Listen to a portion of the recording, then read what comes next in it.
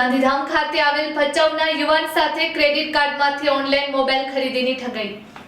ગાંધીધામ ખાતે આવેલ ભચાઉના યુવાન સાથે ગુરુગ્રામના શખ્સે ક્રેડિટ કાર્ડમાંથી ઓનલાઈન મોબાઈલની ખરીદી કરીને છેતરપિંડી કરી હોવાનો બનાવ પોલીસ ચોપડે નોંધાયો હતો। વધુમાં પ્રાપ્ત થતી માહિતી અનુસાર પોલીસના સત્તાવાર સાધનો પાસેથી મળતી માહિતી અંતર્ગત આ બનાવ ગત તારીખ 30 માર્ચના અરસામાં બન્યો હતો। ગુરુગ્રામમાં રહેતા આરોપી ગૌતમ કુમારે ફરિયાદીને મોબાઈલ હેક કરીને આ બનાવને અંજામ અપાયો હતો।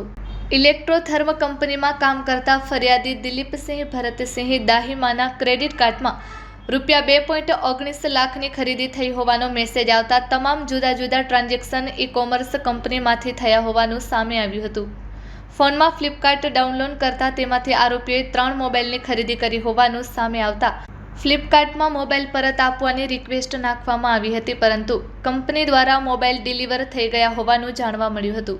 પૈસા પરત આવી જશે તેવી ધારણા રાખી ફરિયાદમાં વિલંબ કરાયો હોવાનું જણાવાયું છે।